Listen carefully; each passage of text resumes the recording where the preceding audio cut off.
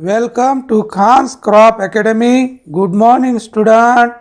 Hi, we are going to learn Crop Science Standard 12, Paper 2nd, Unit number 4, Rabi Oilseed Crop, Cultivation of Safflower Crop. In previous lecture, explained the importance of oilseed crop grown in Indian farming. Then cultivation of safflower, botanical name, family, origin, then economic uses, ecology, then land preparation. तर विद्यार्थी मित्रांनो, video बघत असताना आपण notebook आणि pen घेऊन बसावं आणि लिहून घेत चला पॉइंट. तर आपण मागच्या लेक्चरमध्ये importance of oilseed crop grown in Indian farming हे 2 मार्कासाठी पेपर सेकंडमध्येच तसं पेपर फर्स्टमध्ये विचारतात. जसं इम्पॉर्टन्स ऑफ पल्स क्रॉप विचारतात तसं importance of oilseed crop grown in Indian farming म्हणून क्वेश्चन नंबर 2 मध्ये किंवा क्वेश्चन नंबर 3 मध्ये विचारतात. तर ते भाग आपण बघितलं. त्यानंतर आपण कल्टिवेशन ऑफ सॅफ्लॉवर सुरू केलं होतं. त्याचे भाग आपण इकॉनॉमिक युजेस बघितले, इकॉलॉजी बघितलं, नंतर लँड प्रिपरेशन बघितलं, sowing time, seed rate, spacing हे बघितलं आपण. तर विद्यार्थी मित्रांनो, लेक्चर नंबर 2 मध्ये आपण बघत आहोत. मागच्या लेक्चर नंबर 1 मध्ये आपण सीड दाखवायचं होतं की सॅफ्लॉवरचं बियाणं कसं असतं, सॅफ्लॉवर सीड कसं असतं. बरेच विद्यार्थ्यांनी बघितलेलं नसेल तर आपण पहिल्याच लेक्चरमध्ये दाखवायचं होतं, परंतु ते राहिलं होतं. तर या PPTमध्ये मी दाखवित आहे. ही आहे सॅफ्लॉवर म्हणजे करडीचं बी. व्हाईट असतं, या पद्धतीनं व्हाईट असतं. सूर्यफूल काळं असतं, करडी पांढरी असते. बऱ्याच विद्यार्थ्यांना बी म्हणजे बघितलं नसेल तर हे करडीचं बियाणं असतं. याला काय म्हणतात, करडी. तर बघूया आपण व्हेरायटीज ऑफ सॅफ्लॉवर क्रॉप. तारा, नीरा, भीमा, शारदा ह्या 4 व्हेरायटी फार फेमस आहे. तारा, नीरा, भीमा. भीमा तर फारच पॉप्युलर होऊन गेलेली आहे सॅफ्लॉवरची. शारदा तर भीमा हे ओलितासाठी फार चांगली आहे. भरपूर अगोदर शेत करडी पेरायचे, शेत करडी असायची, तर उत्पन्नही व्हायचं. त्याचं तेल लोक घरी काढून आणायचे, घरच्या घरचं तेल खायचे. पण आता ते राहिलेलं नाही आहे, कारण करडीच्या पिकाला रबीमध्ये पाऊस अजिबात सहन होत नाही आणि थंडी भरपूर असायला पाहिजे तर करडीचं पीक जोमदार येतं. असं ढगाळ वातावरण, पाऊस वगैरे येत असेल तर करडीचं पीक चांगलं येत नाही. म्हणून आजकाल हे करडीचं पीक घेत नाही. आता सोयाबीन काय तूर, तर सोयाबीन खरीप आणि तूर हे रबीमध्ये निघणारं पीक असं पॅटर्न घेत आहेत. तर तारा, नीरा, भीमा, शारदा येते. शारदा आहे, श्रद्धा झाला ते. शारदा व्हेरायटी येते. कोणती आहे, शारदा. आर इथं पाहिजे. Sharda. CT11, N300, N7, N628 ह्या व्हेरायटी आहे. तर 4 तर लक्षात ठेवायला पाहिजे. तारा, नीरा, भीमा, शारदा, CT11 असे 4 तरी व्हेरायटी आपण लक्षात ठेवायला पाहिजे. तर बघूया आपण इंटर कल्चर ऑपरेशन और inter tillage operation. For pure crop thinning is done twice. First at 10 days after sowing and second at 20 days after sowing. तर विरळणी करायला पाहिजे 10-10 दिवसाच्या अंतराने 2 वेळेस. कारण पण दाट पेरणी झालेली असेल तर करडीचं पीक व्यवस्थित येत नाही. जसं यायला पाहिजे तसं येत नाही. त्यांच्यामध्ये कॉम्पिटिशन लागतं, म्हणून व्यवस्थित वाढ होत नाही. तर 10-10 दिवसाच्या अंतराने विरळणी करणं आवश्यक आहे, म्हणजे थिनिंग आउट करणं गरजेचं आहे. It is done to remove the extra plant population and to reduce the competition among them. तर एक्स्ट्रा प्लांट काढलं जातं, ते काढल्यामुळं काय होणार, एकमेकामध्ये जे कॉम्पिटिशन होत होतं ते होणार नाही. Then next operation topping is also done at 45 to 60 days after sowing. Topping means remove the tip portion from the plant and then these leaves used as a vegetable.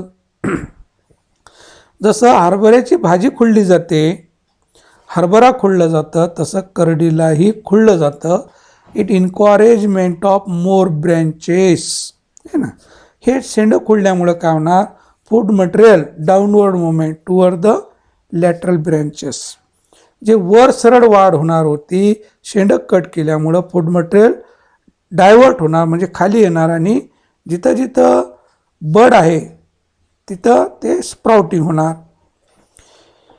तर हे ऑपरेशन करणं गरजेचं आहे. कधी करायला पाहिजे, 45 ते 60 दिवसांनी लागवड झाल्यानंतर.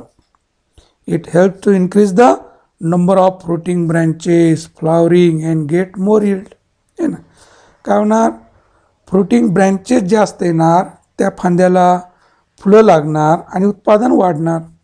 Then 1 hand weeding and 2 hoeings are given at 15 days interval to control the weed growth and to loose the soil.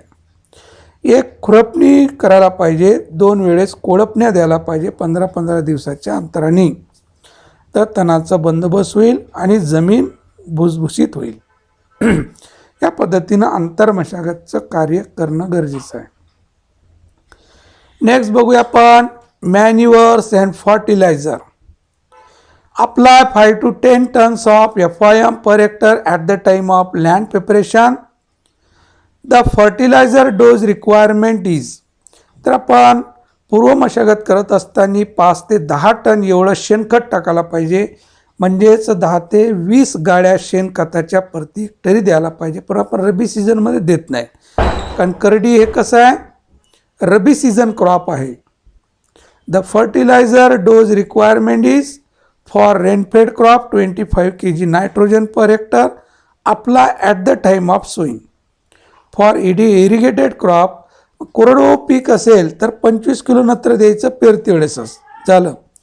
For irrigated crop, ओलिताच्या पिकाला apply 50 kg nitrogen plus 25 kg phosphorus per hectare. जेव्हा ओलिताचं पीक असेल तर 50 kilo नत्र 25 kilo स्फुरूत द्यायला पाहिजे प्रति हेक्टरी. For irrigated crop, half dose of nitrogen and full dose of phosphorus and potash is given. तर ओलिताचं पीक असेल, अर्ध नत्राचा डोज आणि पूर्ण फॉस्फरस पोटॅश द्यायला पाहिजे at the time of sowing. Then remaining half dose of nitrogen is given 1 month after sowing. राहिलेला अर्ध नत्राचा dose जे आहे ते 1 महिन्यानी पेरणी झाल्यानंतर द्यायला पाहिजे.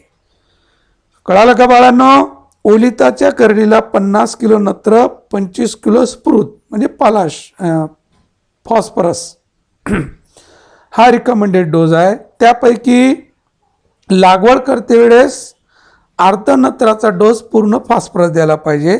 राहिलेला अर्ध नत्राचा डोस जे आहे ते पेरणी झाल्यानंतर 1 महिन्याने द्यायला पाहिजे. असं हे इरिगेटेड सॅफ्लॉवरसाठी. आणि कोरडवाहूसाठी तर 25 किलोच नत्र द्यायचं, दुसरं काहीच द्यायचं नाही, आणि ते पेरते वेळेस द्यायचं, संपलं का. ओके, हा manures and fertiliser recommended dose. Then irrigation. Generally safflower crop grown on rainfed condition. तर सहसा हा काटेरी झुडपी झाड आहे, याला कमी पर्जन्यमान पाणी लागतं, ड्रॉट रेजिस्टंट क्रॉप आहे, म्हणून एक कोरडवाहू घेतलं जातं. सहसा करडीचं पीक कोरडू घेतलं जातं. But long gap between, long gap or less moisture content in the soil. Long gap to rainfall म्हणण्यापेक्षा आपण काय करायला पाहिजे तर की less moisture content in the soil to give protective irrigation at a flowering stage and seed formation stage.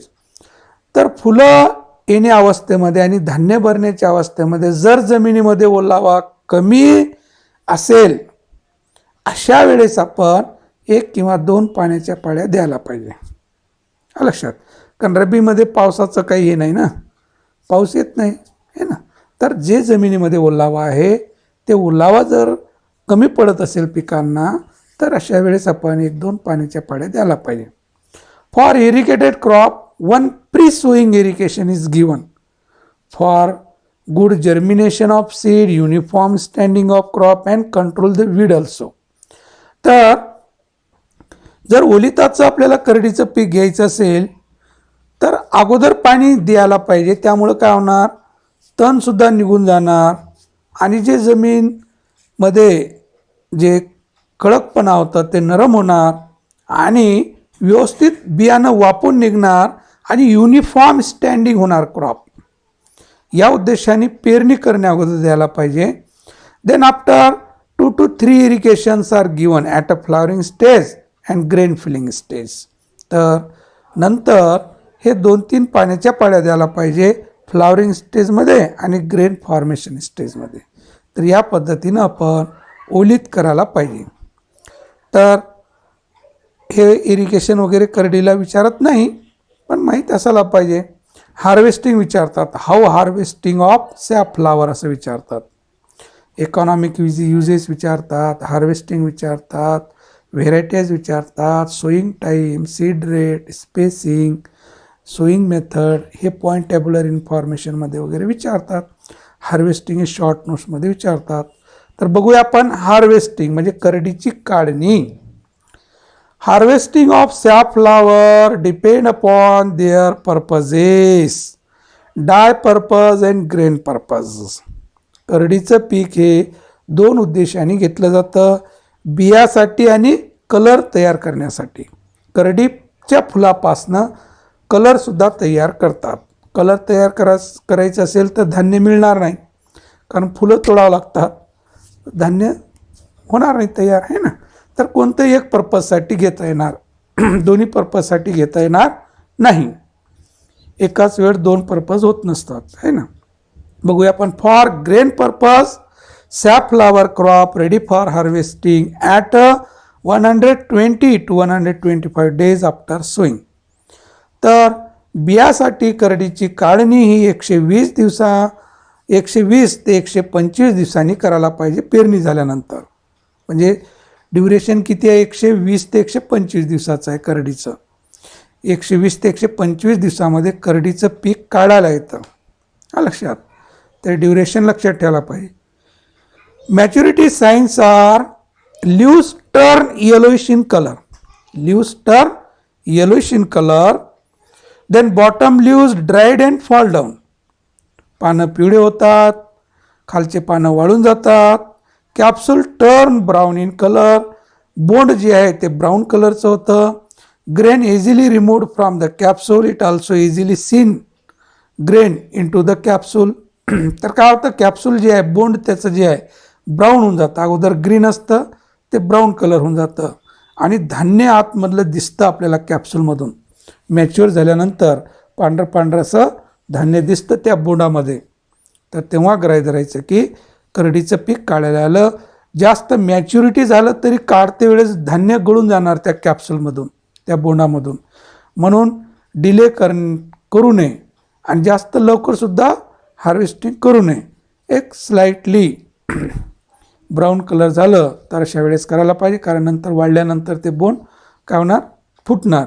त्यासाठी जास्तही dry होऊ द्यायला नको. तर grain shattering on the ground होतं, पूर्ण धान्य गळून जातं मॅक्झिमम हार्वेस्टिंग करतानीच. तर या अवस्थेमध्ये आपण हार्वेस्टिंग करायला पाहिजे की जेणेकरून धान्य त्या बोंडामधून गळू नये, पडू नये. तर हे मॅच्युरिटी साईन, हे आलेलं आहे मॅच्युरिटीला आहे ना. पूर्ण पानं पिवळे आहे ना, बोंड ब्राऊन कलर आहे ना.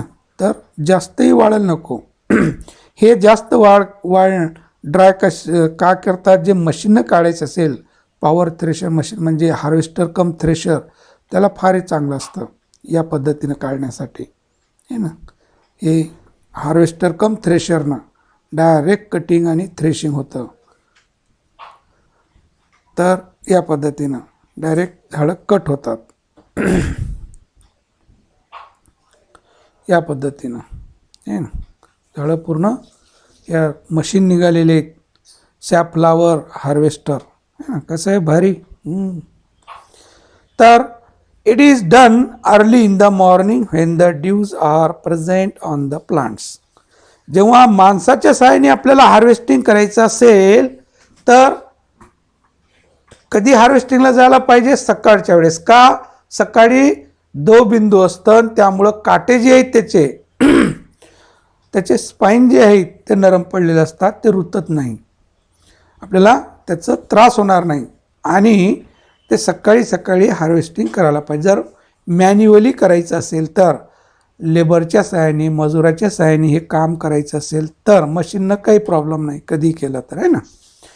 या अगोदर आपण जे मशिनरी बघितल्या, डायरेक्ट हार्वेस्टर कम थ्रेशर, तर ते कधी केलं जातं. पण माणसाच्या सहाय्याने हार्वेस्टिंग करायचं असेल करडीची तर सकाळी सकाळी हार्वेस्टिंग करायला पाहिजे. Then at the time of harvesting carefully hand gloves and then to properly cutting. तर हँड ग्लोव्ज घालून आपण हार्वेस्टिंग करायला पाहिजे. इथपर्यंत हँड ग्लोव्ज, कारण की एका हाताने झाड आपल्याला काय करावं, धरावं लागतं आणि दुसऱ्या हाताने वेळेसाने तोडा. तर हे जे हात आहे, डावा हात, हे पूर्ण हँड ग्लोव्ज असायला पाहिजे. कारण त्याचे जे आहेत फार अंकुचीदार काटे असतात, ते रुततात, तर मजूर करडीमध्ये जात नाही, लक्षात. तर व्यवस्थित हँडलिंग करायला पाहिजे. After cutting the plants firstly dried into the after cutting the plants are heaped in the field for few days to dry. तिथं असं लिहायला पाहिजे. Then harvested plant carried out into threshing yard. Harvested plant carried out into threshing yard and then it can be dried up to 2 to 3 days. तर जिथं आपलं खडा आहे, म्हणजे जिथं आपण थ्रेशर मशीन लावणार आहोत, त्या ठिकाणी ह्याचे बंडल घेऊन जायला पाहिजे आणि 2-3 दिवस त्याला वाळू द्यायला पाहिजे. नंतर थ्रेशर मशीन किंवा बडून काढायला पाहिजे. Dried plants are threshed by beating with stick. तर हे बळवणं तोडवणं राहिलेलं नाही आहे. अगोदर बळवायचे त्या करडीला आणि नंतर त्याला विनोईंग करायचे, स्वच्छ धान्य वेगळं करायचे. आता हे राहिलेलं नाही आहे. Winnowing is done to separate the grain from the chaff. तर धान्यापासनं चाप वेगळं करायचं, भुसा, तर ते उधळणी करायला पाहिजे. तर आता थ्रेशर मशीन आहे. Thresher machine can be available for threshing the safflower crop. तर थ्रेशर मशीन लावून आपल्याला ते काढता येतं. Then after clean seed fill into the gunny bag or store into the rat proof godown. तर थ्रेशरनं काढल्यानंतर स्वच्छ धान्य येतं, ते बॅगमध्ये भरायचं, मार्केटला सप्लाय करा किंवा गोडाऊनमध्ये स्टोअर करा. आता for dye purpose safflower is harvested at every 2 days after flowering. आता जेव्हा आपल्याला कलर तयार करायचा आहे करडीच्या फुलापासनं, तर कधी सुरुवात करणार? पण फुलं लागल्यापासनं हे 2-2 दिवसांनी 2-2 दिवसांनी फुलं कट करत राहायला पाहिजे. कारण लागणं सुरू झालं की फूल उमलत असेल तर त्यावेळेस फूल काय करायचे? कट करायचे कलरसाठी. It is done by plucking the flower with hands. फुलं तोडून घ्यायचे. फुलं काय करायचे? तोडून घ्यायचे. And then used for dye purpose. मग ते डाय पर्पजसाठी वापरायचं. तर आपण पुढं बघणार आहोत डाय पर्पज कसं करतात. तर आपण बघूया यील्ड अगोदर. फॉर प्युअर क्रॉप, आता सहसा आपण यील्ड प्युअर क्रॉपचं सांगतो, कारण मिक्स क्रॉप म्हणजे कसं आहे, आपल्या मनावर असतं किती ओळी टाकायच्या काय नाही, तर त्यानुसार उत्पन्न कमी जास्त होणार. म्हणून आपण प्युअर क्रॉप, 1 हेक्टर लागवड केल्यानंतर आपल्याला उत्पन्न किती मिळतं, तर ते आपण प्युअर क्रॉप म्हणणार. 500 to 800 kg per hectare, 500 to 800 kg per hectare और 5 to 8 क्विंटल पर हेक्टर. हे फार कमी उत्पन्न आहे. हे फार जुना आकडा आहे. आता भरपूर उत्पन्न होतं आहे एका हेक्टरमध्ये, आहे ना. 12-15 क्विंटल उत्पन्न होतं कोरडवाहूचं आणि ओलिताचं वाढतं आणखी 20-25 क्विंटल येतं. तर आपण हेच लिहायचं, आपल्याला मार्क पाहिजे, आहे ना. For dye purpose 100 to 150 kg dried petal per hectare. आता डाय पर्पजसाठी एका हेक्टरमधून आपल्याला पेटल, ड्राय पेटल, रे फ्लोरेट अँड डिसफ्लोरेट याचं वजन जर बघितलं तर 100 ते 150 किलो निघतं आणि यापासून आपल्याला कलर तयार करता येतं. आलं लक्षात बाळांनो? तर विद्यार्थी मित्रांनो, व्हिडिओ बघत राहा, आनंद राहा, टेन्शन घेऊ नका. फक्त डेली अर्धा तास द्या, त्याच्यावर देऊ नका. जास्त टेन्शन घ्यायचं नाही. तर व्हिडिओ बघत असताना लिहित चला, काही प्रॉब्लेम असेल कमेंट्स करा. भरपूर मार्क घ्या, आउट ऑफ आउट मार्क घ्या बाळांनो. थँक्स. जय जवान जय किसान.